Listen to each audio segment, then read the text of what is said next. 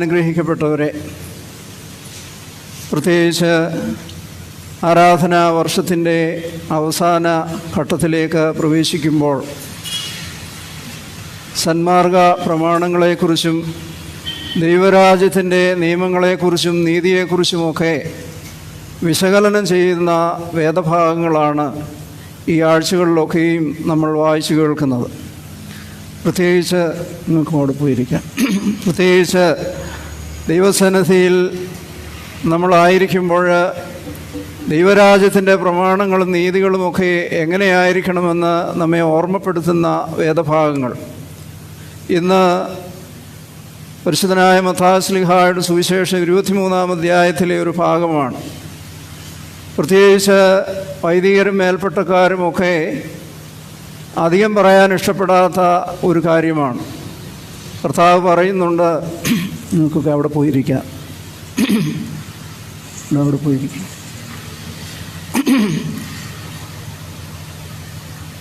അവർ പറയുന്നത് പോലെ നിങ്ങൾ അനുസരിക്കണം, എന്നാൽ അവർ ചെയ്യുന്നത് പോലെ ചെയ്യരുത് എന്ന് ഓർമ്മപ്പെടുത്തും. കർത്താവിൻ്റെ കാലത്തും പ്രത്യേകിച്ച്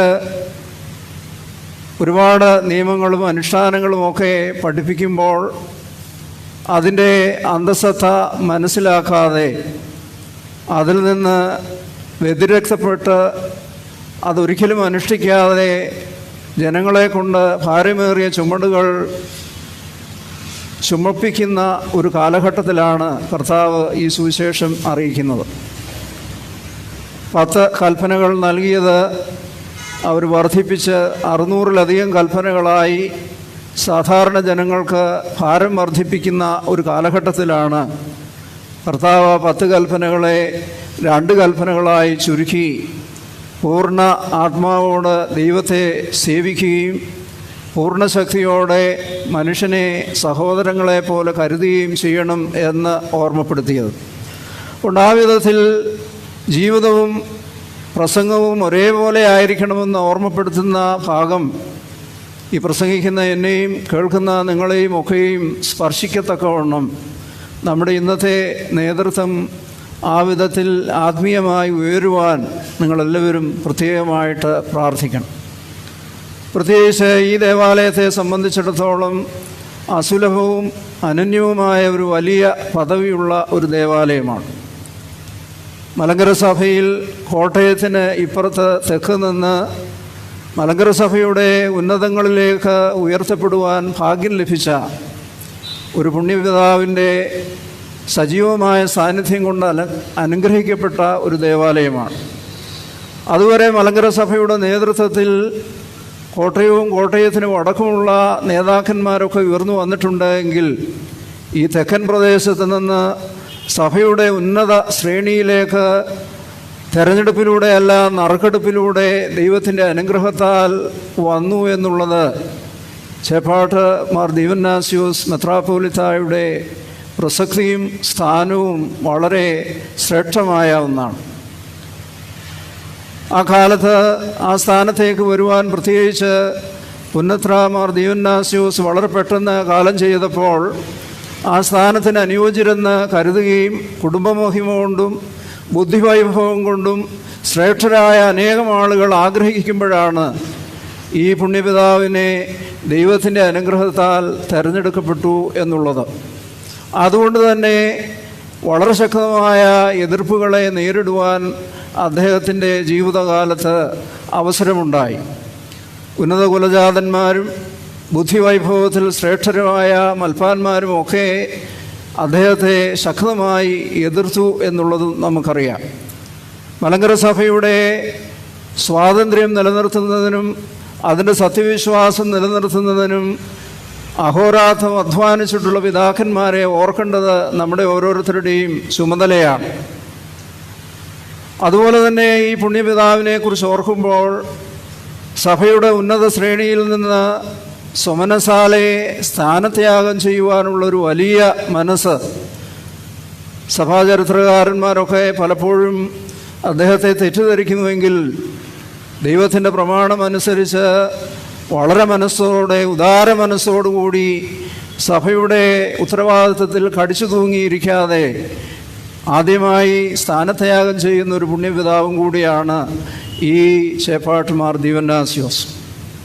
ചില പിതാക്കന്മാരുടെ ജീവിതം കൊണ്ട് ആ ദേശം ശ്രേഷ്ഠമായി തീരും.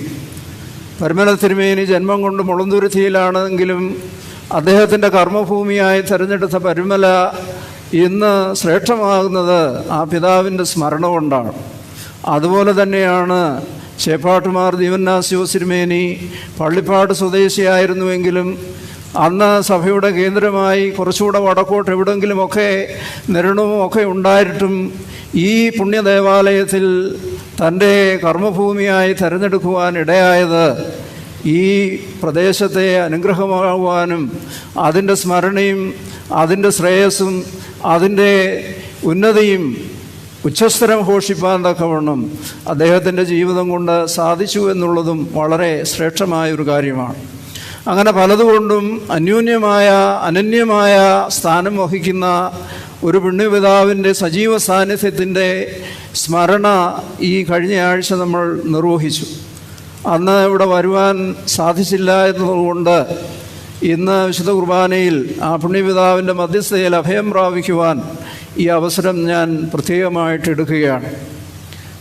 1599 മെനസിസ് മലങ്കര സഭയിലേക്ക് കടന്നു വന്നപ്പോൾ പിന്നെയുള്ള ഒരു അരനൂറ്റാണ്ടിലധികം കാലം മലങ്കര സഭ പറങ്കികളുടെ ആധിപത്യത്തിലായി വിശ്വാസവും ആചാരവും അനുഷ്ഠാനങ്ങളുമെല്ലാം പാടെ നശിപ്പിക്കപ്പെട്ട ഒരു സമൂഹമായിരുന്നപ്പോൾ 1653 കൂനൻകുരിശ് സത്യത്തിൽ ഡേറ്റുകളെല്ലാം സൂക്ഷ്മമായി ഓർക്കുന്നില്ല എങ്കിലും ഒരു 50 വത്സരത്തിന് ശേഷം നമ്മുടെ നസ്രാണികൾ സകുടഞ്ഞെഴുന്നേറ്റ് സഭയുടെ സ്വാതന്ത്ര്യം ഏറ്റവും പ്രധാനപ്പെട്ടതാണ്, അതിന് വേറെ ഒരു മേൽപ്പെട്ടക്കാരനെ ഒന്നും നോക്കി നിൽക്കാതെ നസ്രാണികൾ കൂടി അവരുടെ അർഹതയോക്കിനെ മലങ്കരയുടെ ഒന്നാം മർത്തോമായായി വാഴിച്ച വലിയ സംഭവം. അതിനുശേഷം ഡച്ചുകാർ വന്നു. അതിനുശേഷം 1799 ഇതുപോലെ തന്നെ കൊച്ചി കോട്ട ഡച്ചുകാരെ തോൽപ്പിച്ച് ബ്രിട്ടീഷുകാരുടെ അധീനതയിലായി. ആ കാലഘട്ടത്തിൽ ജീവിക്കുവാൻ ഭാഗ്യമോ ഭാഗ്യദോഷമോ ഉണ്ടായ ഒരു പുണ്യപിതാവാണ്. കൊച്ചി കോട്ട പിടിച്ചു കഴിഞ്ഞപ്പോൾ ബ്രിട്ടീഷുകാർ, അവരോടൊപ്പം വന്ന മിഷനറിമാർ ഇവിടെ ഒരു പുരാതന സഭയെക്കുറിച്ച് കേട്ടിട്ട് അവർക്ക് അത്ഭുതം തോന്നി. ഞങ്ങളൊക്കെ വിദേശത്ത് ചെല്ലുമ്പോൾ ഞങ്ങളെയൊക്കെ പരിചയപ്പെടുത്തുമ്പോൾ അവർ ചോദിക്കും, are your father A Christian? നമ്മളൊക്കെ അവരുടെ സുവിശേഷമൊക്കെ അറിയിച്ചതിന് ശേഷമാണ് ക്രിസ്ത്യാനികളായെന്നൊരു ധാരണയാണുള്ളത്. എന്നാൽ അവരോട് പറയും, നിങ്ങളൊക്കെ മരത്തേലിരിക്കുമ്പോൾ തന്നെ ഞങ്ങളുടെ പിതാക്കന്മാർ 1-ാം നൂറ്റാണ്ടിൽ തന്നെ കർത്താവിനെ സ്തുതിപ്പാൻ തക്കവണ്ണം കർത്താവിൻ്റെ ശിഷ്യനായ മാർത്തോമായിൽ തന്നെ സുവിശേഷം കേൾക്കുവാനുള്ള ഭാഗ്യം ലഭിച്ച ഒരു സഭയാണ്. പുരാതനമായൊരു സഭയാണ്. സ്വാതന്ത്ര്യബോധമുള്ളൊരു സഭയാണ്. കാലാകാലങ്ങളിൽ അതിൻ്റെ സത്വബോധത്തെ വൈദേശിക ശക്തികൾ നശിപ്പിച്ചിട്ടും ആ അഗ്നി ഉള്ളിൽ കത്തിച്ചുകൊണ്ട് ജ്വലിപ്പിച്ചുകൊണ്ട് കാലാകാലങ്ങളിൽ നേതാക്കന്മാരെ ദൈവം ഉയർപ്പിച്ചു. അങ്ങനെ 1799 കൊച്ചി കോട്ട പിടിച്ച് അതിനുശേഷമുള്ള കാലഘട്ടങ്ങളിൽ മിഷണറിമാരിവിടെ വന്നത് ലോ ചർച്ചുകാരായിരുന്നു. അവർക്ക് മാതാവിനെക്കുറിച്ചുള്ള ബഹുമാനമില്ല, മരിച്ചവരെക്കുറിച്ചുള്ള ബഹുമാനമില്ല, വാങ്ങിപ്പോയവരെക്കുറിച്ചുള്ള പ്രാർത്ഥനയില്ല. ഇങ്ങനെ ഒരു സഭയെ മുഴുവനായി അതിൻ്റെ അധീനതയിലാക്കുവാനായിട്ട് കൽക്കട്ടയിലെ ബിഷപ്പായ വിൽസൺ ചില നിർദ്ദേശങ്ങൾ അന്നത്തെ മലങ്കര മെത്രാപ്പോലിത്തായ ഫിലിപ്പോസ് മാർ ദീവന്നാസ്യോസ് മെത്രാപ്പോലിത്തായുടെ സന്നിധിയിൽ സമർപ്പിച്ചു. പ്രത്യക്ഷത്തിൽ നോക്കുമ്പോൾ വളരെ നല്ലതാണ്, കണക്കുകൾ എഴുതി സൂക്ഷിക്കണം, സെമിനാരിയിലെ പ്രിൻസിപ്പളിൻ്റെ അനുവാദത്തോടെ പട്ടം കൊടുക്കാവൂ, എല്ലാം കൊള്ളാം. പക്ഷേ വളരെ സൂക്ഷ്മമായി ഈ സഭയെ മുഴുവൻ മിഷണറിമാരുടെ അധീനതയിലേക്ക് മാറ്റുവാനുള്ള ഒരു ഗൂഢ ശ്രമമായിരുന്നു. ബലമുള്ളതിനെ ലജ്ജിപ്പിക്കുവാൻ ദൈവം ബലഹീനവും കുലഹീനവുമായതിനെ തിരഞ്ഞെടുക്കുന്നു എന്ന് പറഞ്ഞതുപോലെ ഞാൻ നേരത്തെ സൂചിപ്പിച്ചതുപോലെ കോട്ടയത്തിന് തെക്ക് തിരഞ്ഞെടുക്കപ്പെട്ടു, നറുക്കെടുപ്പിലൂടെ തിരഞ്ഞെടുക്കപ്പെട്ടു. അന്നത്തെ പ്രഗത്ഭരായ ആളുകളുടെ വൈരാഗ്യബുദ്ധിയും നിരന്തരമായ എതിർപ്പുകളുമൊക്കെ സ്വീകരിച്ചുകൊണ്ട് അന്നത്തെ മലങ്കര മെത്രാപ്പോലീത്ത രാജകീയ വിളംബരത്തോടുകൂടി ഭരിക്കുന്ന കാലഘട്ടമാണ്. മറിയാം നിന്നെ പ്രസവിച്ചു, യൂഹാനോൻ നിനക്ക് മാമോദീസ നൽകി, കർത്താവെ ഞങ്ങളോട് സഹായിക്കണമേ എന്ന് പറയുന്നത് പോലെ മറിയാമും ഒക്കെ ഉണ്ട്. പള്ളിക്ക് സ്ഥലപ്പേരിട്ടാലും പരിശുദ്ധന്മാരുടെ പേരിടുവാൻ അന്നത്തെ ഉൽപ്രദക്ഷിണുക്കൾ മടിച്ചു നിന്ന ഒരു കാലഘട്ടമാണ്. അങ്ങനെ ബ്രിട്ടീഷുകാർ ഇവിടെ പ്രചരിപ്പിച്ച പലതും ശരിയെന്ന് കരുതിയ വലിയൊരു ശിക്ഷഗണത്തിൻ്റെ മധ്യത്തിൽ നിന്നുകൊണ്ടാണ് സത്യവിശ്വാസത്തിന് വേണ്ടി പോരാടുവാൻ ചേപ്പാട്ടുമാർ ദീവന്നാസ്യോസ് മെത്രാപ്പോലീത്തായ്ക്ക് നിയോഗം ലഭിച്ചത്. അദ്ദേഹം ഇവിടെ അടുത്ത് കാർത്തികപ്പള്ളിയുണ്ട്, സ്വന്തം ദേശമായ പള്ളിപ്പാടുണ്ട്, കായംകുളമുണ്ട്, തൻ്റെ കർമ്മഭൂമിയായ ചേപ്പാടുണ്ട്. ഈ സ്ഥലങ്ങളൊന്നും തന്നെ തിരഞ്ഞെടുക്കാതെ പരിശുദ്ധയായ മാതാവിൻ്റെ അറിയപ്പെട്ട മാവേലിക്കര പുതിയാവ് പള്ളിയിൽ 2 ആഴ്ചയോളം താമസിച്ച് ഇതിനു വേണ്ടിയുള്ള ഒരുക്കങ്ങൾ നടത്തി. സർവശക്തമായി ഭരിച്ചുകൊണ്ടിരിക്കുന്ന, ഇന്ത്യ മുഴുവൻ അടക്കി ഭരിക്കുന്ന, സൂര്യൻ അസ്തമിക്കാത്ത ബ്രിട്ടീഷ് സാമ്രാജ്യവും അതിൻ്റെ കങ്കാണികളായിട്ടുള്ള മിഷണറിമാരും അതിനെ ഒളിഞ്ഞും തെളിഞ്ഞും അനുകൂലിക്കുന്ന മൽപ്പാന്മാരും ഒക്കെ നിൽക്കുമ്പോൾ ഈ സഭയുടെ സത്യവിശ്വാസം നിലനിർത്തുവാനെടുക്കുന്ന ഏത് തീരുമാനങ്ങളും അതിൻ്റെ ഭവിഷ്യത്തുകൾ വളരെ വലുതാണ്. അദ്ദേഹം വളരെയേറെ ചിന്തിക്കുകയും വ്യാകുലപ്പെടുകയും ചെയ്തു. എന്നാൽ സ്വാതന്ത്ര്യത്തെക്കാളുപരിയായി സത്യവിശ്വാസം നിലനിർത്തേണ്ടത് ഈ കൊച്ചു സഭയുടെ, ഈ പൗരാണികമായ സഭയുടെ അടിസ്ഥാനപരമായ ആവശ്യവും ആഗ്രഹവുമാണ് എന്ന് മനസ്സിലാക്കി 1836 മാവേലിക്കരയിൽ ഒരു പടിയോല എഴുതി പൗരസ്ത്യ ദേശങ്ങളിൽ പ്രചാരത്തിലിരിക്കുന്നതും പരിചയവുമായ ആ പൗരസ്ത്യ വിശ്വാസത്തെ ഞങ്ങൾക്ക് മാറ്റം കൂടാൻ ഒരിക്കലും സാധ്യമല്ല എന്ന് ഉറപ്പിക്കുകയും ചെയ്തു. അതിൻ്റെ തിക്തഫലങ്ങൾ വളരെയേറെ അദ്ദേഹം അനുഭവിച്ചു. സ്വന്തക്കാരിൽ നിന്നും അന്നത്തെ പ്രബലരായ നേതാക്കന്മാരിൽ നിന്നും അവഗണനയും അതുപോലെ തന്നെയുള്ള പല പ്രയാസങ്ങളും അദ്ദേഹം അനുഭവിക്കുവാൻ ഇടയായി. എന്നാൽ ഞാൻ നേരത്തെ സൂചിപ്പിച്ചതുപോലെ ബലമുള്ളതിനെ ലജ്ജിപ്പിക്കുവാൻ ബലഹീനവും കുലഹീനവുമായതിനെ ദൈവം തിരഞ്ഞെടുക്കുന്നു എന്ന് പറഞ്ഞതുപോലെ വലിയ പ്രശസ്തനൊന്നുമല്ല എങ്കിലും, വലിയ ബുദ്ധിമാനൊന്നുമല്ല എങ്കിലും, വലിയ ശക്തനല്ലായിരുന്നുവെങ്കിലും, മറ്റു ബലങ്ങളൊക്കെ കുറവായിരുന്നിട്ടും ദൈവത്തിൽ ആശ്രയിച്ചുകൊണ്ട് അദ്ദേഹം എടുത്ത തീരുമാനമാണ് ഈ സഭയുടെ വിശ്വാസം നിലനിർത്തുവാൻ ഇന്ന് ധൈര്യമായിട്ട് ആ അലക്സാന്ദ്രിയൻ ദൈവശാസ്ത്രവും അതുപോലെ തന്നെ പൗരാണികമായ സഭയുടെ വിശ്വാസവും നിലനിർത്തുവാൻ സഭയ്ക്ക് സാധിച്ചത്. അതിൽ അന്ത്യോക്യ സഭയുടെ വലിയ പങ്കാളിത്തം നമുക്കുണ്ട്. ആ പിതാക്കന്മാരോടൊക്കെ നമുക്ക് ബഹുമാനവും ആദരവുമാണ്. അവരുടെ സംഭാവനകളെ ഒട്ടും കുറച്ച് കാണിക്കുന്നില്ല. അന്നുള്ള നല്ല പിതാക്കന്മാർ ഈ സഭയുടെ ഭരണത്തിൽ ഒരിക്കലും അവർ കൈകടത്തിയിരുന്നില്ല. സത്യവിശ്വാസം നിലനിർത്തുന്നതിനും പട്ടം കൊടുക്കുന്നതിനും ഒക്കെ മാത്രമേ അവർ ശ്രമിച്ചിരുന്നുള്ളൂ. എന്നാൽ ഈ സഭയുടെ സ്വാതന്ത്ര്യത്തെ ഹനിക്കുവാൻ തക്കവണ്ണം പടവാളോങ്ങിയപ്പോൾ ഈ നസ്രാണികൾ സകുടഞ്ഞ് എഴുന്നേറ്റ് അതും എതിർക്കുവാനുള്ള ഇടയായി.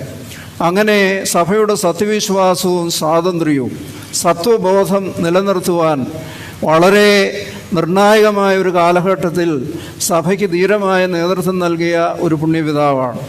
ഞാൻ നേരത്തെ സൂചിപ്പിച്ചതുപോലെ സർവവും തനിക്ക് പ്രതികൂലമാണ്. സകലവും പ്രയാസവും പ്രതിബന്ധവും നിറഞ്ഞിരുന്ന ഒരു കാലഘട്ടത്തിൽ തനിക്ക് കൂട്ടായി നിൽക്കും എന്ന് കരുതിയിരുന്ന മൽപ്പാന്മാർ തനിക്കെതിരായി നിന്നതുകൊണ്ട് ആ ഇലക്ഷനിൽ സ്ഥാനം കിട്ടുമെന്ന് ആഗ്രഹിച്ച അനേകം പ്രഗത്ഭർ ഉൾപ്പെടെയുള്ള വലിയൊരു ശത്രു സൈന്യം, അതുപോലെ തന്നെ ബ്രിട്ടീഷുകാരുടെ സർവശക്തമായ ആസൂത്രിതമായ നീക്കങ്ങളെയൊക്കെ എതിർക്കുവാൻ തക്കവണ്ണം ഈ പുണ്യപിതാവിൻ്റെ പ്രാർത്ഥനാ ജീവിതവും ഭക്തി ജീവിതവുമാണ്.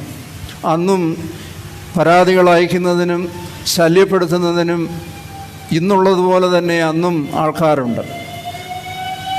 അടുത്തൂൺ സിൻഡ്രം എന്ന് പറയുന്നത് പോലെ ഔദ്യോഗിക ചുമതലകളിൽ ഇരിക്കുമ്പോൾ വിശ്വസ്ത വിധേയരായി ജീവിക്കുകയും സഭയെ കൊണ്ട് ഉന്നതമായ സ്ഥാനങ്ങളിലൊക്കെ എത്തുകയൊക്കെ ചെയ്താലും ആ സ്ഥാനം വിട്ടു കഴിയുമ്പോൾ സഭയെ വിമർശിക്കുന്നതിനും കുറ്റപ്പെടുത്തുന്നതിനും പ്രതിസന്ധിയിലാക്കുന്നതിനും അന്നും ആളുകളുണ്ടായിരുന്നു. അവരെയൊക്കെ സുധീരമായി നേരിട്ടു. എന്നാൽ തൻ്റെ വാർദ്ധക്യകാലത്ത് പാലക്കുന്നത്ത് മാത്യൂസ് അത്താനാസിയോസ് ബ്രിട്ടീഷുകാരുടെ പിൻബലത്തോടുകൂടി ഈ സഭയിൽ ആദ്യമായിട്ട് അന്ത്യോഖ്യയിൽ നിന്ന് പട്ടമേറ്റ് ഒരാൾ വന്നു. അന്ന് നമ്മുടെ സഭയുടെ പുറത്ത് കയറ്റിയ ആ ബാന്ധവം, ആ അടിമത്വം, അത് ആ നുകം ഇന്നും ഉടഞ്ഞു കളയുവാനായിട്ട് പിന്നെയുള്ള പിതാക്കന്മാരൊക്കെ അക്ഷീണം പരിശ്രമിക്കേണ്ടതായിട്ട് വന്നു. അങ്ങനെയുള്ള ശക്തമായ എതിർപ്പിൽ അദ്ദേഹം തൻ്റെ അധികാരം കടിച്ചു തൂങ്ങാതെ ക്രിസ്തീയമായ നല്ല മാതൃകയോടുകൂടി തനിക്ക് അത് സുരക്ഷിതമാകുമെന്ന് കരുതിയ ആളിനെ ഭരമേൽപ്പിച്ച് ശിക്ഷജീവിതം അദ്ദേഹം പ്രാർത്ഥനാപൂർവം ചെലവഴിച്ചു എന്നുള്ളതും ക്രിസ്തീയമായ ഒരു നല്ല മാതൃകയായി ആ പിതാവിൽ കാണുകയാണ്. അന്ന് പാലക്കുന്നത്ത് മാത്യൂസ് അത്താനാസിയോസ് മുഖേന ഈ സഭയിലേക്ക് പ്രവേശിച്ച ആ ബാന്ധവം പിന്നെ പുലുക്കോട്ടിൽ തിരുമേനിയും വട്ടശ്ശേരിൽ തിരുമേനിയും പിന്നെയുള്ള കാതോലിക്കാമാരെല്ലാവരും സമരം ചെയ്ത് ഈ രാജ്യത്ത് നിലവിലിരിക്കുന്ന നീതിന്യായ വ്യവസ്ഥിതികളോട് ബന്ധപ്പെട്ടുകൊണ്ട് കഠിനമായ യുദ്ധത്തിലൂടെയാണ് 2017 ഭാരതത്തിൻ്റെ നീതിപീഠം ഈ സഭയുടെ സ്വാതന്ത്ര്യത്തെയും ഈ സഭയുടെ സത്യവിശ്വാസത്തെയും ഈ സഭയുടെ മലങ്കര മെത്രാപ്പോലിത്തയുടെ അധികാരത്തെയും അംഗീകരിച്ചു. ചേപ്പാട്ടുമാർ ദീവന്നാസിയോസ് മെത്രാപ്പോലിത്തയുടെ കാലത്ത് നഷ്ടപ്പെട്ട ആ രാജകീയമായ അംഗീകാരം ഒരു കണക്കിൽ ലഭിച്ചത് ഇപ്പോഴത്തെ പരിശുദ്ധ ബാവ തിരുമേനിയുടെ കാലഘട്ടത്തിലാണ്. പൗലോസ് ദിദിയൻ ബാവ മലങ്കര മെത്രാപ്പോലിത്തയാണെന്നും അത് ചോദ്യം ചെയ്യുവാൻ പാടില്ല എന്നും ഓർമ്മപ്പെടുത്തിക്കൊണ്ട് ഭാരതത്തിൻ്റെ നീതിപീഠം വിധി കൽപ്പിച്ച ഒരു കാലഘട്ടമുണ്ട്. പ്രിയമുള്ളവരെ, ഞാൻ എന്തിനാണിതൊക്കെ പറഞ്ഞതെന്ന് ചോദിച്ചാൽ, നമ്മുടെ പിതാക്കന്മാർ അവർ ബുദ്ധിവൈഭവമുള്ളവരോ മറ്റ് ബലമുള്ളവരോ ഒക്കെ നമ്മൾ പ്രതീക്ഷിക്കുമെങ്കിൽ അതിൽ നിന്നൊക്കെ വ്യത്യസ്തരായ സാധാരണക്കാരായ ആളുകളെയാണ് ദൈവം തിരഞ്ഞെടുക്കുന്നത്. ഈ സഭയുടെ സത്യവിശ്വാസം നിലനിർത്തുവാനും ഈ സഭയുടെ സ്വാതന്ത്ര്യം നിലനിർത്തുവാനും അതിൻ്റെ സത്വബോധം മനസ്സിലാക്കി ശ്രേഷ്ഠമായി അധ്വാനിക്കുവാനും തക്കവണ്ണം ഈ ഒരു കൊച്ചു സഭയെ ദൈവം തിരഞ്ഞെടുത്തു. ഇതിൻ്റെ സ്ഥാനത്തെക്കുറിച്ച് ചുറ്റും നിൽക്കുന്നവർക്ക് എല്ലാവർക്കും അസൂയയാണ്. എല്ലാവരും വടിയും കൊണ്ട് നിൽക്കുകയാണ്. എപ്പോഴാണ് ഇതിനെ അടിച്ചു വീഴ്ത്തേണ്ടത്, ഈ സ്ഥാനം ഇല്ലായ്മ ചെയ്ത് അതിനുശേഷം ആ സ്ഥാനമൊക്കെ അഭിമാനത്തോടെ ഉയർത്തിപ്പറയുവാൻ തയ്യാറായി ശത്രുക്കളുടെ വലിയൊരു സംഘം ഇതിന് ചുറ്റും നിൽക്കുമ്പോൾ നമ്മുടെ സഭയുടെ സത്വബോധത്തെക്കുറിച്ചും പൗരാണികമായ അതിൻ്റെ സ്ഥാനത്തെക്കുറിച്ചും അതിൻ്റെ ശ്രേഷ്ഠമായ നിലയെക്കുറിച്ചുമൊക്കെ മനസ്സിലാക്കേണ്ടത് വളരെ ശ്രേഷ്ഠമായ ഒരു കാര്യമാണ്. ഞാൻ പലപ്പോഴും പറഞ്ഞിട്ടുണ്ട്, ഇവിടെയും പറഞ്ഞിട്ടുള്ളതെന്നാണ്, 19-ാം നൂറ്റാണ്ടിൻ്റെ ആരംഭത്തിൽ വലിയ ഒരു ഉല്ലാസ നൗകയാണ് ടൈറ്റാനിക് നിർമ്മിച്ചപ്പോൾ അതിൻ്റെ നിർമ്മാതാക്കൾ അഭിമാനിച്ചു, ഇത്രയും വലിയൊരു കൂറ്റൻ നൗക ഈ ലോകത്ത് ആദ്യമായിട്ടുണ്ടാക്കിയതാണ്, അത് ലോകാവസാനത്തോളം നിലനിൽക്കും, അതിൻ്റെ ഓരോന്നും കാണുമ്പോൾ അഭിമാനിക്കത്തക്ക വിധത്തിൽ അവർ നിർമ്മിച്ചുവെങ്കിലും അതിൻ്റെ ആദ്യത്തെ യാത്രയിൽ അത് വെള്ളത്തിൽ താങ്ങുപോയി. നോർത്താംപ്ടണിൽ നിന്ന് ഹാലിഫാക്സ് വഴി ന്യൂയോർക്കിലേക്കുള്ള ആദ്യത്തെ യാത്ര തന്നെ അതിൻ്റെ അവസാനത്തെ യാത്രയായി തീർന്നു. എന്നാൽ അതിനോടൊപ്പം തന്നെ ഇംഗ്ലണ്ടിൽ ഗ്ലാസ്ഗോ എന്ന് പറയുന്ന സ്ഥലത്ത് ഒരു സാധാരണ മനുഷ്യൻ്റെ ഒരു വീട് ഇന്നും വലിയ ഒരു സ്മാരകമായി നിലനിൽക്കുന്നുണ്ട്. അദ്ദേഹം ഒരു മില്ലിലെ ജോലിക്കാരൻ്റെ 6 മക്കളിൽ ഒരുവനായിട്ട് ജനിച്ചു. പഠിക്കുവാൻ ശ്രേഷ്ഠനായിരുന്നു. ഉന്നതമായ വിദ്യാഭ്യാസം, മെഡിക്കൽ വിദ്യാഭ്യാസം പൂർത്തിയായപ്പോൾ അദ്ദേഹം ആഗ്രഹിച്ചു, എനിക്ക് ആരും സുവിശേഷം അറിയിച്ചിട്ടില്ലാത്ത സ്ഥലത്ത് പോയി സുവിശേഷം അറിയിക്കണം. വളരെ നിർബന്ധമായതുകൊണ്ട് മാതാപിതാക്കൾ 2 ജോലിക്കാരുടെ കൂട്ടത്തിൽ അദ്ദേഹത്തെ അയച്ചു. ആഫ്രിക്കയിലേക്ക് അദ്ദേഹം പ്രവേശിച്ചു. വളരെ കിരാതമായ ആൾക്കാർ, പ്രതിസന്ധികളുടെ മധ്യത്തിൽ, വഴിയറിയത്തില്ല, ഭാഷയറിയത്തില്ല, വന്യജീവികളുടെ എതിർപ്പുകളെയൊക്കെ അതിലംഘിച്ചുകൊണ്ട് അദ്ദേഹം ആഫ്രിക്കയിലേക്ക് പ്രവേശിച്ചു. 10 വർഷം കഴിഞ്ഞ് അദ്ദേഹത്തിൻ്റെ മാതാപിതാക്കൾ അദ്ദേഹം ജീവനോടുണ്ടോ എന്നറിയുവാൻ അയച്ചപ്പോൾ അദ്ദേഹത്തിൻ്റെ തൊപ്പി കൊടുത്തേച്ച് പറഞ്ഞു, I am still alive working in the vineyard of the Lord. അദ്ദേഹം 57-ാമത്തെ വയസ്സിൽ നിര്യാതനായപ്പോൾ ആ സാധാരണക്കാരായ ആളുകൾ അദ്ദേഹത്തെ ഔഷധ ചെടികൾ കൊണ്ട് ആ മൃതശരീരം പൊതിഞ്ഞ് 3 മാസത്തോളം തലച്ചുമടയിൽ ചുമ്മി കടൽ തീരത്തെത്തിച്ച് അവിടെ നിന്ന് ഇംഗ്ലണ്ടിൽ കൊണ്ടുവന്ന് വെസ്റ്റ്മിൻസ്റ്റർ ആബിയിൽ അദ്ദേഹത്തെ സംസ്കരിച്ചു. അദ്ദേഹമാണ് ഡേവിഡ് ലിവിങ്സ്റ്റൺ. ആദ്യത്തെ യാത്ര എല്ലാം കരുതി എല്ലാം നിറച്ചു വെച്ചാണ്. ഏതാണ്ട് 2 ലക്ഷത്തോളം കോഴിമുട്ടയും ഏതാണ്ട് 10 വർഷത്തോളം സുഖമായി കടലിൽ ജീവിക്കുവാനുള്ള സംവിധാനങ്ങളുമൊക്കെ എല്ലാം ഒരുക്കിക്കൊണ്ടുള്ളൊരു യാത്രയാണ്. എന്നാൽ 2ാമത്തെ യാത്ര ഒന്നും കരുതിയിട്ടില്ല. വഴി അപരിചിതമാണ്, എല്ലാം പ്രതിസന്ധിയാണ്. Everything was hostile. പക്ഷേ ഉള്ളിലെ ഒരു അഗ്നി, ആ ജ്വലിക്കുന്ന അഗ്നി സൂക്ഷിച്ചുകൊണ്ട് ഇന്ന് ആഫ്രിക്കയിൽ ചെന്നാൽ അദ്ദേഹത്തെക്കുറിച്ച് പറയുമ്പോൾ അവിടുത്തെ സാധാരണക്കാരുടെ ആളുകളുടെ നാവ് വളരെ വാചാലമായി തീരും. കാരണം ഇതുപോലെ ഒരു മനുഷ്യൻ വന്ന് അധ്വാനിച്ചതാണ് ഈ ആഫ്രിക്കയെ പ്രകാശമനമാക്കിയത്. ഇതുപോലെ ഉള്ള യാത്ര നമ്മൾ പലപ്പോഴും ലോകപ്രകാരമുള്ള സന്നാഹങ്ങളോടുകൂടെ പുറപ്പെടുന്ന പല യാത്രയും അത് ആദ്യ യാത്ര തന്നെ അവസാന യാത്രയായി തീരുമ്പോൾ വലിയ ഒരുക്കമൊന്നും കൂടാതെ ദൈവാനുഗ്രഹത്തിൽ ആരംഭിക്കുന്ന യാത്ര അത് ശ്രേഷ്ഠമായി നൂറ്റാണ്ടുകളോളം നിലനിൽക്കുന്നു എന്നുള്ളത് ഒരു വലിയ സത്യമാണ്. അതുപോലെയുള്ളൊരു പുണ്യപിതാവാണ് ഇവിടെ ഖബറടങ്ങിയിരിക്കുന്നത്. ഈ ദേശത്തിന് അലങ്കാരവും അനുഗ്രഹവും പ്രകാശവുമായിരിക്കുന്നത്. അദ്ദേഹത്തിൻ്റെ കാലത്ത് മലങ്കര സഭയുടെ വിശ്വാസം പാടേ നഷ്ടപ്പെടുവാനിടയായെന്ന സന്ദർഭത്തിൽ അതിനെതിരെ സൂര്യനസ്തമിക്കാത്ത സർവശക്തിയായ ബ്രിട്ടീഷുകാരോടും ആത്മാർത്ഥതയില്ലാത്ത സ്വന്തം അനുയായികളോടുമൊക്കെ എതിർത്ത് നിന്നുകൊണ്ട് ഈ സഭയുടെ വിശ്വാസം സംരക്ഷിക്കുവാൻ അദ്ദേഹം എടുത്ത ധീരമായ നടപടി, അദ്ദേഹത്തിൻ്റെ അധികാരത്തിന് വേണ്ടി കടിച്ചു തൂങ്ങി നിൽക്കാതെ വളരെ വിശാലതയോട് കർത്താവ് പറഞ്ഞ ദൈവത്തോടുള്ള സമത്വം മുറുകെ പിടിക്കാതെ ദാസവേഷമെടുത്ത് ക്രൂശിലെ മരണത്തോളം അനുസരണമുള്ളവനായി തീർന്ന് ഈ ലോകത്തിലെ മോഹങ്ങളോടൊക്കെ എതിർത്ത് നിന്ന താപസശ്രേഷ്ഠനായ പുണ്യവാനായ ഒരു പിതാവാണ്. അദ്ദേഹത്തിൻ്റെ സംഭാവനകൾ ഇന്നത്തെ ചരിത്രത്തിൻ്റെ പശ്ചാത്തലത്തിൽ നിന്ന് വിശദീകരിക്കുമ്പോൾ അദ്ദേഹത്തെ വലിയ ബഹുമാനത്തോടു കൂടി കാണുവാൻ പലർക്കും സാധിച്ചുവെന്ന് വരികയില്ല. എന്നാൽ അന്നത്തെ റിയാലിറ്റിയിൽ നിന്നുകൊണ്ട് ധീരമായി സഭയ്ക്ക് നേതൃത്വം നൽകിയ ആ പുണ്യപിതാവ് കോട്ടയത്തിന് തെക്കോട്ട് ഈ സഭയുടെ കൊമ്പ് ഉയർത്തി ഉന്നത ശ്രേണിയിലേക്ക് ഉയരുവാൻ തക്കവണ്ണം ഭാഗ്യം ലഭിച്ച ഒരു പുണ്യപിതാവ്. അദ്ദേഹത്തിൻ്റെ ജീവിതവും പ്രസംഗവും ഒരേപോലെയായിരുന്നു. ഇന്നത്തെ സുവിശേഷത്തിൽ നമ്മെ ഓർമ്മപ്പെടുത്തുന്നത് പോലെ അവർ പ്രസംഗിക്കുന്നത് പോലെ പ്രവർത്തിക്കുന്ന നല്ല നേതാക്കന്മാർ ഈ സഭയിലുണ്ടാകുവാനും ഈ സഭയുടെ സ്വാതന്ത്ര്യത്തെക്കുറിച്ചും അതിൻ്റെ സത്യവിശ്വാസത്തെക്കുറിച്ചും അതിൻ്റെ സത്വബോധത്തെക്കുറിച്ചും നല്ല ബോധമുള്ള ഒരു തലമുറ ഉയർന്നു വരുവാനും ഈ ലോകത്തോടുള്ള നമ്മുടെ കടപ്പാട് മനസ്സിലാക്കി ജീവിക്കുവാനും തക്കവണ്ണം ഈ പിതാക്കന്മാരുടെ സ്മരണ നമ്മെ ശക്തിപ്പെടുത്തട്ടെ. അവരുടെ ജീവിതം നമുക്ക് മാതൃകയായി തീരുവാനിടയാകട്ടെ. അദ്ദേഹത്തിൻ്റെ സജീവമായ സ്മരണ കൊണ്ട് സ്പന്ദിക്കുന്ന ഈ പുരാതന ദേവാലയം, ഇതിൻ്റെ പ്രശസ്തിയും ഇതിൻ്റെ അനുഗ്രഹവും നമ്മൾ കൊണ്ട് ഗ്ലാനി ഭവിക്കാതെ സൂക്ഷിപ്പാൻ തക്കവണ്ണം ഇന്ന് പിൻഗാമികളായിട്ടുള്ള ആളുകളൊക്കെ അത് മനസ്സിലാക്കി ജീവിക്കുവാനിടയാകട്ടെ എന്ന് പ്രാർത്ഥിച്ചുകൊണ്ടും ആ പിതാവിൻ്റെ പാവന സ്മരണയ്ക്ക് മുമ്പിൽ ആദരാജ്ഞകൾ അർപ്പിച്ചുകൊണ്ടും അദ്ദേഹത്തിൻ്റെ ജീവിതം നമുക്ക് വലിയ മാതൃകയായി തീരട്ടെ എന്ന് പ്രാർത്ഥിച്ചുകൊണ്ടും നിങ്ങളെല്ലാവരെയും ദൈവസന്നിധിയിൽ സമർപ്പിച്ചുകൊണ്ടും ബലഹീനനായ ഞാൻ എൻ്റെ വാക്കുകൾ ഉപസംഹരിക്കുന്നു. ദൈവം നമ്മെ എല്ലാവരെയും അനുഗ്രഹിക്കട്ടെ.